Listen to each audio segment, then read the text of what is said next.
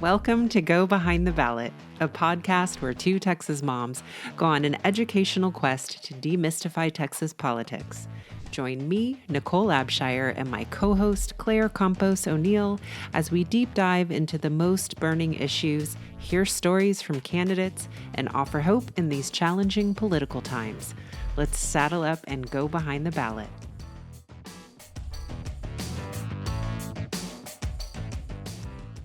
Hi, everyone. Welcome to this episode of Go Behind the Ballot. I'm Claire Campos O'Neill. In this episode, Nicole Abshire and I interview Nancy Thompson. Nancy is a fascinating person. She started the group Mothers Against Greg Abbott, and it has just ballooned into this great organization that truly is grassroots. So before we talk a little bit more about Nancy, I want to remind y'all, if you're not signed up for our newsletter, please go do that at our website, gobehindtheballot.com. We give you weekly updates about the show or relevant information happening in Texas, so that's a great resource. Also, if you like the show, please rate, review us, or share with a friend. We would really appreciate that.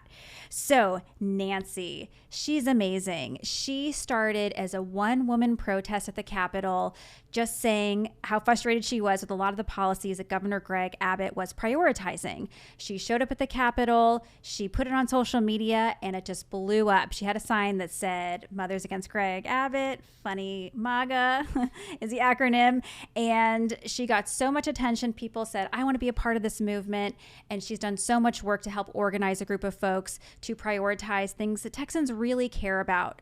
So in this interview, we talked to Nancy about what happened in the past legislative session. The 88th legislative session wrapped May 29th. Some bills were passed, some bills were killed, and she lets us know what priorities her group had. So we give a nice overview of what happened in the 88th session in our series where we describe the good, the bad, and the ugh. So we hope you enjoy this show and give us some feedback. We like to have hope and optimism in this show. So let's start off with the good bills. What were some of the good bills that were passed this legislative session that you think will make things actually better for Texans and families? Okay, well, let's see. I have a list. Okay, I'm prepared. And we're just so glad they exist, by the way. There's a few of them. There are more bad bills than good bills, but there's a few of them. Okay, first, we currently in the process of finalizing the tampon tax bill, and we think that's going to pass. It has two different numbers on it. It's SB 379 and HB 300. This was the one that was originally put together by Donna Howard that gets rid of tax on tampons and diapers for both children and adults, which is great. Yeah, it's such a good bill.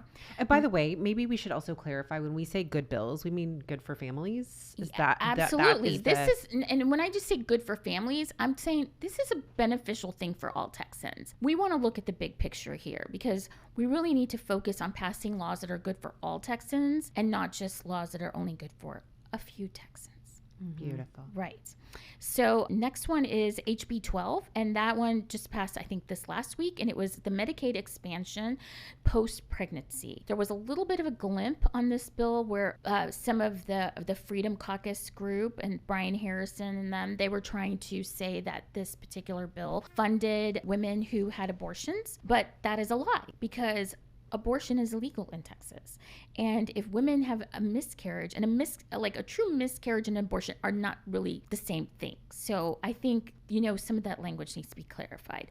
But the point of this entire bill was to support women post-pregnancy, especially after that they had a baby, and do the Medicaid expansion for that. So that part is good. The next one is closing gun loopholes and increasing some gun penalties. So we did pass those bills. It's HB 2454 and 165. That was a good bill. There's another one on HB 1883, and it recognizes holy days during school assessments. It's for public ed. So they won't put, certain tests on holy days. Which is really important to, and for holidays beyond Christian holidays? Yes, beyond Christian holidays. I'm talking, all the holidays, Muslim holidays, Jewish holidays, that sort of thing. Super duper important. So I think we're going to see a lot of recognition for at least some religious equity in that department. So that was something we can all be proud of. There was HB 3159, which made it easier for disabled people to vote. I thought that was good. And we also did pass a cost of living increase for teachers who were retired, which is really important. So there's a few bill numbers that go with that. Do you want me to give you the bill numbers or That's not? okay. Okay. Yeah. Okay. So we did pass that. And then next is there was a bill, Senate Bill 435, that allowed the Santa Fe families to finally see the autopsy report for their children who were murdered in the Santa Fe mass shooting. So that, That took a legislative bill. Exactly. Okay. Yes. I did not Yes, realize that. it's like little teeny tiny things like that, but they really mattered to those families. The families really want and deserve some closure, so that part is good. There was another bill, Senate Bill 477, that had some other accommodations for people with disabilities, so they could also vote. And then there was also a Senate Bill 975 that allowed people to register to vote when they were surrendering their driver's license. So they give up their driver's license from, the state of Virginia, and they come to Texas, they can register to vote at the same time. Right then. That's right. Yeah. That's right. We learned that you couldn't do that before. Okay. Wow. That's so great. Yeah, there's a lot of assumptions we have had, and in the show we're like, oh, it's not what we assumed. But the thing is, though, what confused me about this bill, like especially that one, when I moved to Texas from New Mexico and I moved to Austin, I had my New Mexico driver's license, and I went and I gave it to them, and I registered to vote at the same time. So I don't know, did something happen in between there? I think something did happen, because that is my memory of registering to vote too. Yeah. But I guess we're old folks and didn't realize when something changed. Yep. Yeah. So those are a few good things that have happened this session. That's good to know. And I like the scope of bills, how it touches different areas. So good. And I know some of those, like the tampon tax, they've tried to pass for many sessions. And finally, it sounds like this was the time to move towards progress and limiting that unnecessary tax. Yeah. Really. There were some other bills along with about energy that I thought were pretty good. Those were put out by Senator Nathan Johnson. I don't have all the specifics with me on those bills, but he did put out some very good bills that also passed on energy. Yeah. Anything else on the good, Nicole, before we move on? No, I'm going to take those wins. Well, here, I'll say this happy. for the good. Aside from bills, were there any legislators who really impressed you? Like, you would give gold stars to? Okay, I have a few gold stars. Let's All hear right, it. so let's go. Okay, actually, I have quite a few gold stars. I do think that for the most part, the Democrats have a lot to be proud of. There were some people that were great. First of all, Donna Howard is also consistently awesome, and I love her. The same thing goes with Gina Hinojosa. Gina Hinojosa did this thing where, if she's at a hearing, she was so respectful. She always looked at people in their eye, and I just thought that was very respectful, And a lot of these folks were really like that, especially with the Uvalde families coming in for the hearings. The Democrats did the best job they could to take care of these families. Vicki Goodwin was always fast on her feet, and she never missed an opportunity to move on something. So I enjoyed a lot of that. Along with that, in that same entire line of thinking, John Bryant was also one of these legislators that really surprised me this session. He was fast on his feet. Everything he said was smart, and he is there to win. And I wasn't really expecting that kind of fight, and he really impressed me. I think he has a lot of fight in him. Victoria Criado-Neve is also amazing. I have a lot of respect for her. And then James Tallarico was also excellent. Jarvis Johnson, also excellent. Trey Martinez-Fisher had a few really great moments on the floor, especially with his little banter with Jared Patterson, that I thought was also good. James Tallarico had some of the best comebacks and questions that were zingers that really put people in line and put things in a different light and different perspective. And I thought that they were all really, really great. So, yeah. Well, shout out. We're super fans. I mean, this is a great list, but Representative Vicki Goodwin and Representative James Tallarico hold a special place in our heart because they were on our show. So, were they? Yes. Fun. And then I also will shout out Representative Ann Johnson out of Houston, my college roommate. Okay, I thought Ann Johnson did a great job, and she was in the hearing yesterday about Ken Paxton, which is a whole other thing, but she did a great job yesterday in the hearing. She's a good so questioner, isn't she? Yep. Yeah, she was really, really great. All right. Well, thank you for all that. We will close the book on the good and turn to the bad. So this was a stressful session for a lot of folks. It sounds like if there was a theme, you would probably say it was culture wars, and I'm assuming a lot will come up regarding culture wars. So let's talk about some of the bad bills that were passed. Yeah. Yeah, the bad bills were so incredibly bad. They were based on culture wars, and honestly, a lot of them were baseless and they were bullying. It was flat out bullying behavior. So I have a whole list, but let's just go through the trans ones first, because the trans and the LGBT communities had to bear the brunt of all this bullying and all this nitpicking for this session the entire time. I mean, seriously, it must have been like Dan Patrick's greatest day, right? He's like, oh, I created all these little bullies. I'm so proud of myself. That's probably what he was thinking. But it's been pretty terrible session for these communities, and I'm just disgusted by the bills that they passed. The Don't Say Gay bill, that's a little concerning. I have a few lists. So Don't Say Gay, there was where they cut healthcare for trans youth, and that wasn't good. They made it illegal for trans to participate in school sports. And the thing is, though, is that this affects everyone. And then one of the questions that came up during this bill process is they asked them, is there anyone currently in the state of Texas trans playing collegiate sports? And they said no. Then if the answer is no, then what are we doing here? You know? So much time and energy. Well, as a reminder for folks who don't follow this super closely, the legislature meets every other year for 140 days where everything has to be hashed out. Bills have to be written to help like the Santa Fe families. And yet what gets the oxygen? Like, this is what we talk about. We talk about bad bills. We're solving, in air quotes, problems that don't exist. Like, why would you give this so much attention? Exactly. It just seems ridiculous. The DEI bill is also one of those bills where I was like, why? You know, we want our colleges to be diverse. We want our colleges to be accepting. We're trying to set up our children to go out in the real world. And in the real world, it's diverse. It's not whatever. And it doesn't mean that it's being pounded down their throat. It just means that there's more things that are paying attention to make sure that different populations are represented and supported. And that's very important when you want to everyone in the population of a college to be seen and be heard. It's just so important. And also, this gets rid of certain departments and sort of like the way that most of the world is going as far as, you know, equity. And it's really going to be a big interrupter as far as like higher education in the long run. I think we're going to see fewer people come to Texas in a few years. We're going to see a population decrease in college. I think there's going to be some big effects. But the biggest effect that's coming into higher ed is they got rid of tenure for college professors. That's a problem. And you have to think about this. When we have sciences and engineering, people want to invest in long-term science and engineering projects and grants. And they're not going to be coming to Texas very soon because nobody's going to stay here if somebody could be fired or they could leave at any time. Some of these projects we know, like if they're studying cancer, they're studying, you know, how to do the genome sequencing. That took years and years and years and years. We need a consistent staff, and that needs tenure. And so now that Texas is getting rid of that, we're going to see less investment from other institutions and grants in Texas. And it's not going to show up next year. It might not show up the year after that.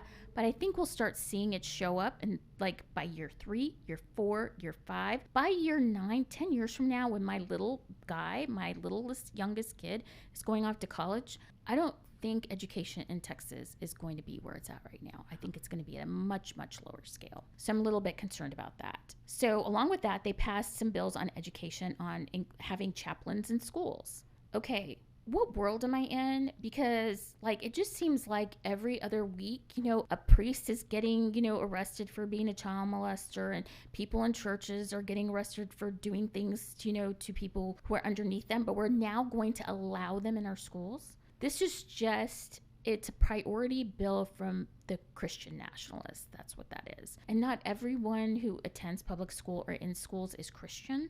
So I just thought that was kind of a little bit of a reach. And we're really concerned in this show about the blurring of church and state and how that seems to be the direction Texas is headed in. And it's little things like this that inch us closer and make people wonder, are we a Christian nation? And retool that narrative, which is false. But when you have chaplains in schools and you have "In God We Trust" signs on walls, all of a sudden it feels like reality, and like it has been there all along. So yes, that's very alarming that this would be at least greenlit. we don't have the 10 Commandments. That did not make it, thank goodness. but like, yeah, at least we don't have that. But some of these things I really kind of question. And then we can talk about the things that are really, they passed some laws on greenhouse gas emissions that were not good for solar energy or green energy. They passed a law that utility companies can raise the rates at any time and not tell us. Oh. Yeah. Can you believe that?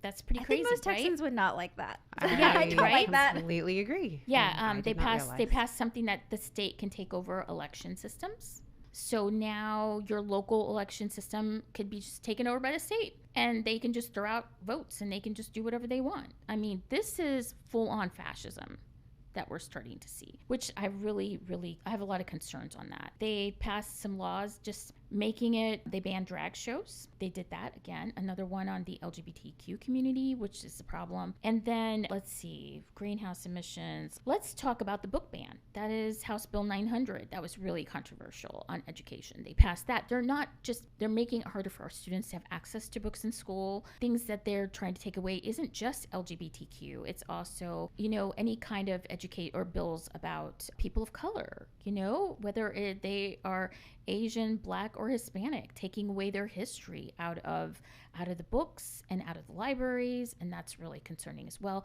especially since I think like mid-30s, like 35 or 38% of Texas is white. The rest of it is people of color. We are a majority minority state. Yep. Yeah, but they're pulling the books to teach people of color about their history, and then they're pulling books that help the LGBT community be seen. Mm-hmm. So I'm a little concerned about that. And then they're doing all this while touting that parents' rights matter and parents matter. So if parents' rights matter and parents matter, why don't they let the parents make these choices for their own families? Well, because that right already existed.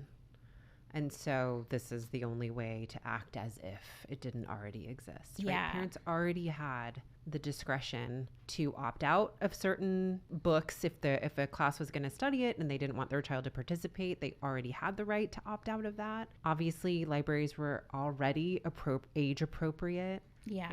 It's wild. Everything is kind of crazy. And they also passed a House Bill 7, which establishes a border protection unit. And then when people cross the border, it's an automatic felony. But basically, we can have militias all over the border. Oh, that's concerning. Oh. Yeah, which is a little bit worrisome. And then they also passed some bills that they allows them to take money away from public schools, which is also concerning. That is HB 5 and 313. There's both of those bills kind of say the same thing. So we know public schools are underfunded. And then they passed. And we're creating more mechanisms for taking money out. Yeah, because they're trying to pass their vouchers. And then yesterday they snuck in, or maybe the day before, they snuck in a voucher stipulation in the HB 100, which is the finance bill, because they're determined to pass vouchers this session. But one thing that they also didn't do this session is they put it under their emergency. Remember when Greg Abbott had this big, these are the emergencies at his State of the State Union address? They were talking about fentanyl.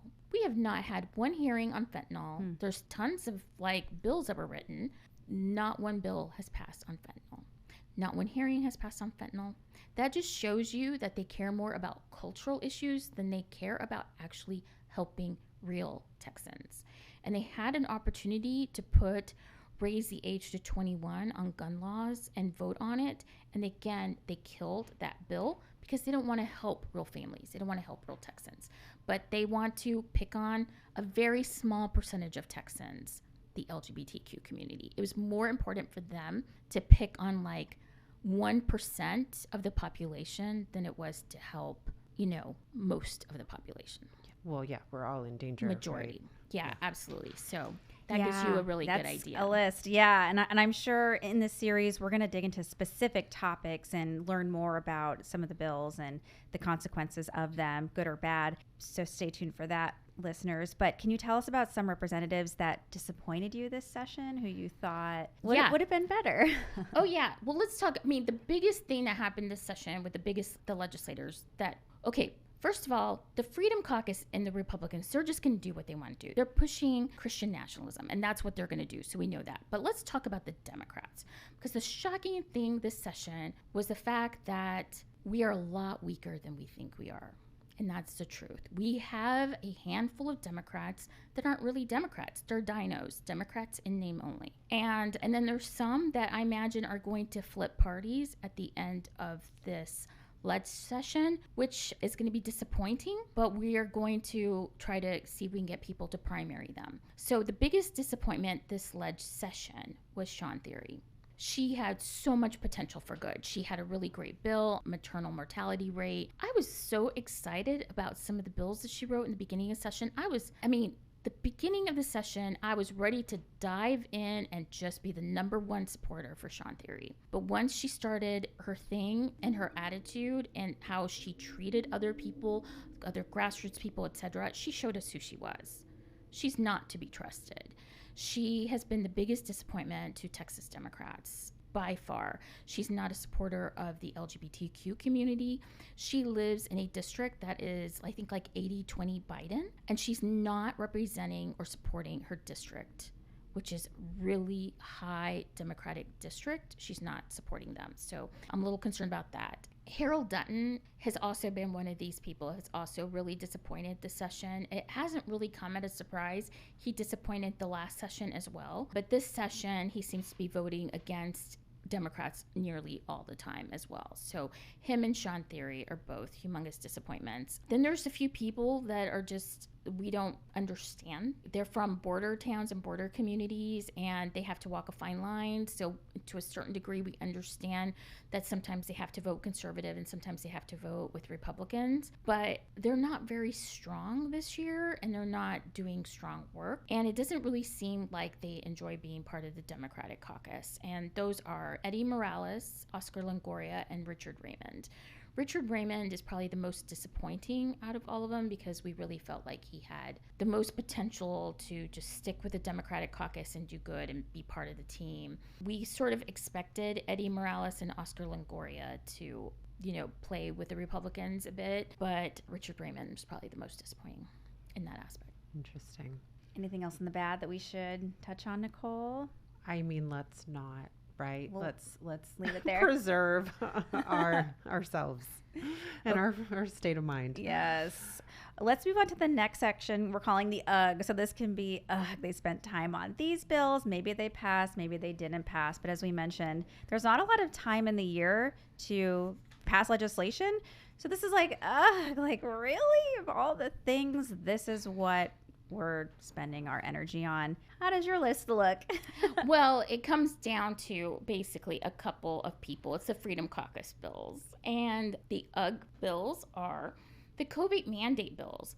And it's kind of funny that they want to pass all these like COVID this and COVID that bill when look at us, we're not even wearing masks anymore. We're not necessarily saying COVID is over, but everyone kind of has already moved on, but they want to pass these crazy bills like outlawing COVID, outlawing masks, outlawing mandates, outlawing all kinds of stuff that people have already themselves have kind of said that's enough. We're ready to move on and kind of get back to where we used to be. So they just seem out of touch with where we are. It sounds like they want to re-legislate.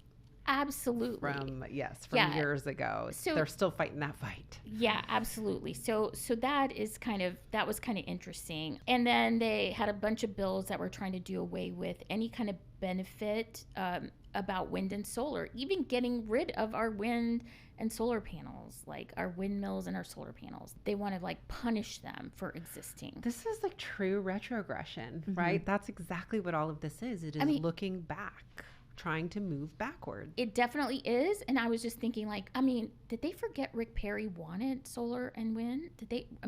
Are we living on the same earth? Well, don't they forget that this was part of their... Yeah, this was originally their idea, So I don't really get that at all. I don't get that at all. The other thing is that they make ridiculous things up like taxpayer-funded lobbyists. They beat that because they want to win. They want to get rid of TASB. So TASB is Texas Public Education. That's what that is. Yeah, Texas Association of School Boards. And they want to get rid of TASB because they want to create their own organization that's like TASB. So they got one ISD to leave TASB, and that was Southlake. Oh. Of course. So South Lake is going to discover the long and hard way that they're going to have to pay more for services that currently they would get with TASB for a lot less. So, And for folks who don't know, can you tell us what TASB does and how they help Texans? you could probably tell them that more than I could. Well, TASB, actually. my understanding is it trains school board members and helps them learn how to do their job. I think it's own entity that school districts join, but I think it's also for camaraderie, to get together, to learn from one another. And my understanding is it's not, well, school board races are nonpartisan already, but I don't think it's a partisan organization, but it's being painted as though it is. It and I think is. that's where this backlash is coming from. Again, trying to weaponize public education and sow distrust. And I'm assuming this is where they're going with, oh, TASB's also the boogeyman. And it's like, TASB? Like, all they do is train folks on how to be a good school board member. And they also, I think, provide them with some insurance, I think, where they insure the school boards just in case, like, somebody needs to, we have to have insurance for everybody, so somebody insures the school boards. They do that as a group, so they get a much lower rate for all, like, the school boards. They save school boards, ISDs, thousands and thousands of dollars by working together and by some of the programs that they put together. So it's just silly to basically turn them into a boogeyman, but they did that. So those are some of the things where I was just like, oh my gosh, this is just totally, completely crazy. But all of those are coming from those Freedom Caucus folks. I mean, I'm talking Brian Harrison, Tinderholtz, Creighton, like, we know that group. It's coming from that group. All of them. And they've been whining the last few days because a lot of their bills got killed. So they get on, Twitter and they're whining about, oh, my bill just got killed. And then they'll put out a statement about their bill getting killed. And it's like, dude, get over it. Like, do you know how many bills of ours you guys killed, or like they haven't gone anywhere? We're not talking about it like you guys are. You guys are a bunch of whiners, They really, really are. So, yeah, and they're whining about voucher bills not getting attention and some other stuff. But, the voucher thing, I mean, anything can happen in the next couple of days, so I'm just holding my breath that we can hold that off. But I imagine they'll call a special session in September for vouchers. Oh, September. Interesting. Okay. Well, I think the chatter is, if vouchers don't pass in this session, which is going to be over soon and over by the time y'all listen to this, that the idea is to have a special session about vouchers in September because teachers will be back in school and they won't be able to advocate for themselves. Wow. And the impacts that vouchers would have on their profession and schools. Okay. Wow. Fascinating. I guess this is where I show the things I don't know, my ignorance, which is I thought special sessions were always immediately after the session. Although, of course not, right? Because after Uvalde, people wanted him to call a special session, which obviously wouldn't have been immediately following a legislative session. Okay, I'm learning. Yeah, I think it's at the governor's discretion when they come back.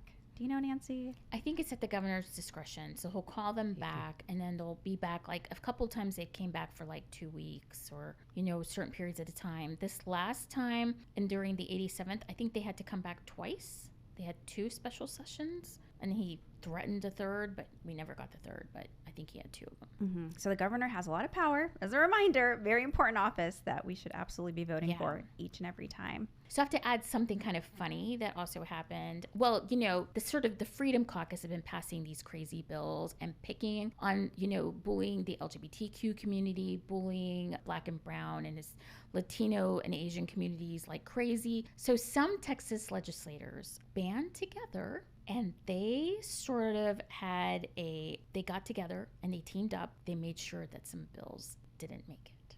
And they got revenge on a few people, a few senators, which is really kind of great. So I think Brandon Creighton was on the receiving end of some of these tactics. And it's not to say that it's just Democrats that are doing that. They're currently doing this right now, today, to Cheryl Cole's bills because they didn't like what Cheryl Cole said about something. So they're doing a payback to Cheryl Cole today as we're sitting here together on Cheryl Cole's bills, and they're not letting Cheryl Cole's bills move on in the Senate because they don't like what she said about something. So yeah, they're really petty for sure. They're all exactly about the word that went through my head. Boy, things get really petty. Yeah, that would make me say, ugh, like, what are we, children over here? Come on. Well, no, they are. They definitely are. Like, let's be grown-ups. And yeah. So should we talk about how maybe they're not grown up? Sure, yes. How are they not grown up? Oh my God. Okay, well, let's talk about the drunks. this session. Oof. I've seen some videos. You've seen some videos? I mean, they're pretty. It looked drunk to me. I mean, Swanson, Dave Phelan. And the thing is, and I just remember one of the first weeks I was at the Capitol, I was walking around, and literally there were interns or people working for them carrying, big, huge, push carts full of liquor to people's offices. Oh, wow. And it's like, well, somebody's having a party. Wow. Yeah.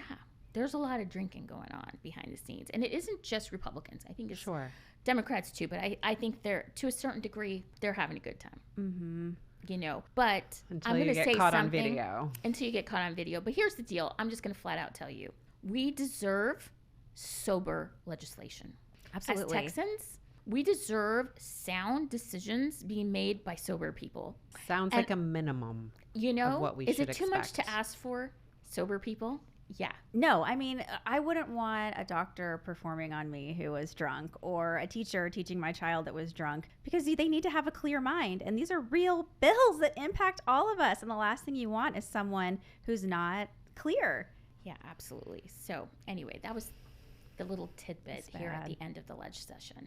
Yeah. And then the other tidbit was, Ken Paxton. So they have the House, the House of Representatives, they have the investigative authority over cases, just like they do with U.S. Congress. And so the House has a committee that things get reported into, and then they investigate them, and then they give a proposal of recommendations. So we could possibly be getting our proposal of recommendations on possible impeachment to Ken Paxton as early as Saturday, which is going to be great. Wow. Wild. Yes. And as a reminder, he's our attorney general. He is the law enforcer, isn't he, of the state? He is. Yes. But he's corrupt. Well, it's a story that, if we only had time to get into, but folks should definitely look that up. Look up Ken Paxton. We'll let you all look that up on your own, and look up the committee hearing that happened. If you want drama, right? You're looking for a soapy moment. Reality TV, but it will deliver. Reality. Yes, exactly. It involves an affair and a real estate agent and a remodeled kitchen and multiple houses, and it ends in a dumpster fire. It's wild. Yeah, it is crazy. It's like the Watergate of Texas. It's going to be fun. I'm going to watch this in 5 years and be like, can you believe it? We lived through that. Yeah. Yes.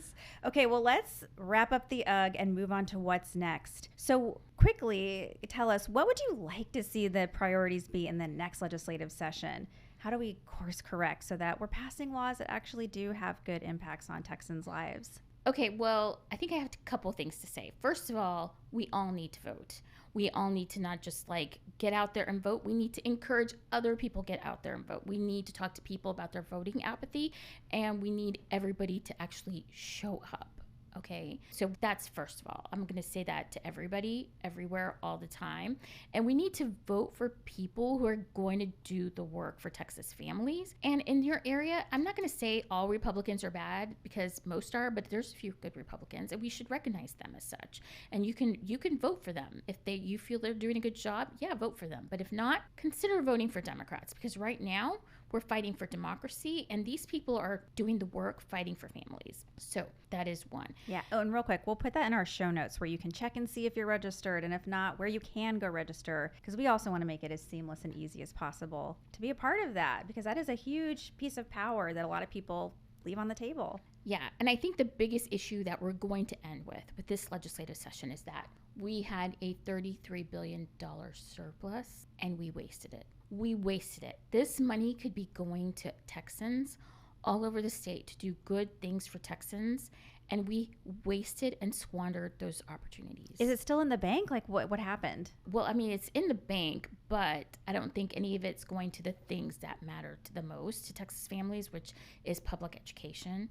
So they're not raising, as far as I know right now, they're not raising the allotment. I mean, they're still negotiating over these last little details, but so far nothing has happened. I don't know what's going to happen at the end of the day. But the group that is paying the price for all of this right now is public education, public school teachers, and administrators, and our students, our kids. And at the end of the day, I'd like most of this legislation, when you look at it from environmental to, to healthcare, to all the things, there is a common thread amongst all of them, and that is our kids. Our kids are at the receiving end of almost every single bill this legislative session in which they're the ones that are being affected and they're the ones that are missing out. And it's just a shame. We had an opportunity to do so much good. We live in one of the richest states in the United States. There's no reason that every single student living in Texas can't go to college for free or a trade school program. There's no reason for us not to invest in each other and to invest in our children. There's no reason for it. We could be doing so much good. But I think that people forgot what doing good looked like. And that's a shame. Because I that's what I see this session. Yeah, they forgot. Planning and prioritizing, like you're saying.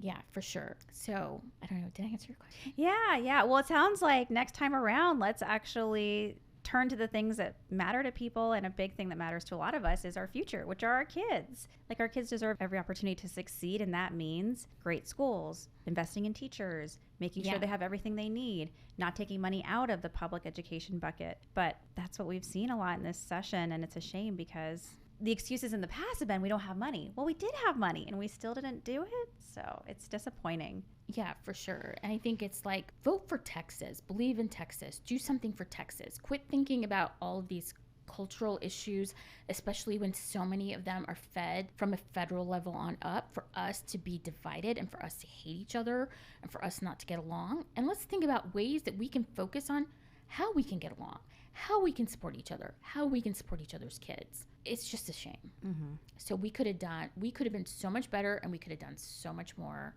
with this surplus, but it's kind of messy and we're all kind of messed up, and we're very, very much a divided Texas. Yeah. Well, we're hopeful that something will change, and hopefully more folks will be educated and start to wonder, why is it so divided, and find common ground solutions. Because I do think we have a lot in common at the end of the day. We just have to talk to each other and discuss these complicated things and hopefully have a growth mindset. I think what's important, instead of just believing your echo chamber over and over, but being curious. I want to remind us, when we have those conversations and we're trying to activate people to vote, that we really do have to, I think, stare voter apathy in the face and just recognize that we do have a long road. It's not going to be easy. It's not going to be pretty, but it is worth the fight. And we really do all have to band together because we have the numbers, and that is what we have on our side. But we might not have short-term wins. You know, it really is going to take a long-term investment and a belief that we are moving, however slowly, in the right direction. Yeah. Well, as we wrap up, we want to turn back to democracy and how we reclaim that people power. So tell us, Nancy, what does democracy mean to you? How do you feel about democracy these days? I think it's really important, and I think it's worth fighting for, and I think we all have to invest in it. And voting is a verb. I mean, I heard that, on that podcast, and it was Anat who said that, and it's a verb. Voting is a verb. I mean, we all have to actively participate in civics education and in democracy. This is something we're just going to have to be comfortable with doing. Yeah. Well, thank you. Any last thoughts, Nicole? No, that was so good. So good. We hit it all. It was great. Yes.